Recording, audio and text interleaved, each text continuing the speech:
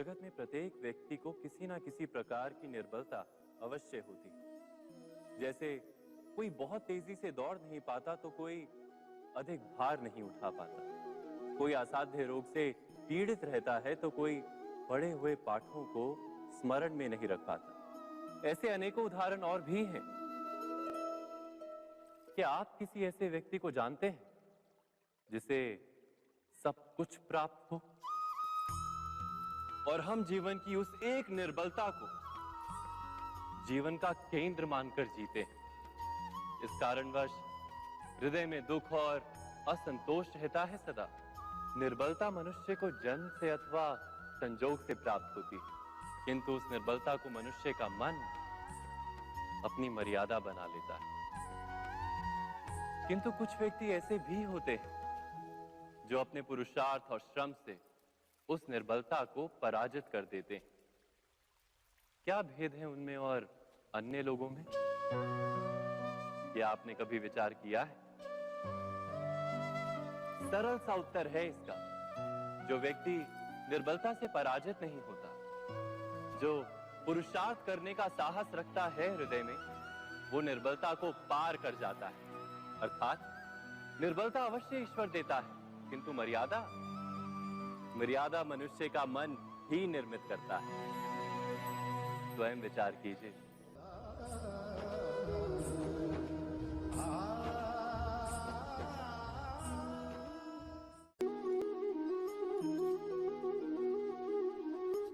भविष्य का दूसरा नाम है संघर्ष। हृदय में आज इच्छा होती है और यदि पूर्ण नहीं हो पाती तो हृदय भविष्य की योजना बनाता है। भविष्य में इच्छा पूर्ण होगी ऐसी कल्पना करता रहता है, किंतु जीवन ना तो भविष्य में है ना अतीत में। जीवन तो इस क्षण का नाम, अर्थात इस क्षण का अनुभव ही जीवन का अनुभव। पर हम ये जानते हुए भी इतना सा सत्य समझ नहीं पाते। या तो हम बीते हुए समय के स्मरणों को घेर कर बैठे रहते हैं, या फिर आने वाले समय के लिए हम योजनाएं बनाते रहते हैं और जीवन जीवन बीत जाता है। एक सत्य यदि हम हृदय में उतार लें कि ना हम भविष्य देख सकते हैं, ना ही भविष्य निर्मित कर सकते हैं, हम तो केवल धैर्य और साहस के साथ भविष्य को आलिंगन दे सकते हैं, स्वागत कर सकते हैं भविष्य का। तो क्या जीवन का हर पल जीवन से नहीं भर जाएगा? स्वयं विचार कीजिए।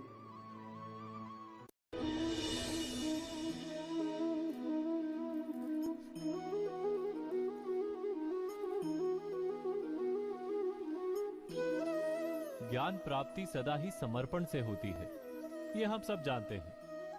किंतु समर्पण का वास्तविक महत्व क्या है? क्या हमने कभी विचार किया? मनुष्य का मन सदा ही ज्ञान प्राप्ति में विभिन्न बाधाओं को उत्पन्न करता है। कभी किसी अन्य विद्यार्थी से ईर्ष्या हो जाती है, कभी पढ़ाए हुए पाठों पर संदेह जन्मता है और कभी गुरु द्वारा दिया गया दंड मन को अहंकार से भर देता है। नहीं, क्या ऐसा नहीं होता? न जाने कैसे कैसे विचार मन को भटकाते हैं और मन की इसी अयोग्य स्थिति के कारण हम ज्ञान प्राप्त नहीं कर पाते। मन की योग्य स्थिति केवल समर्पण से निर्मित होती है। समर्पण मनुष्य के अहंकार का नाश करता है। ईर्ष्या, महत्वाकांक्षा आदि भावनाओं को दूर कर हृदय को शांत करता है और मन को एकाग्र करता है। वास्तव में ईश्वर की सृष्टि में ना ज्ञान की मर्यादा है, ना ज्ञानियों की।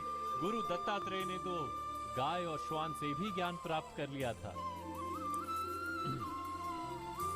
अर्थात विषय ब्रह्म ज्ञान का हो या जीवन के ज्ञान का या गुरुकुल में प्राप्त होने वाले ज्ञान का, उसकी प्राप्ति के लिए गुरु से अधिक महत्व है उस गुरु के प्रति हमारा समर्पण। क्या यह सत्य नहीं?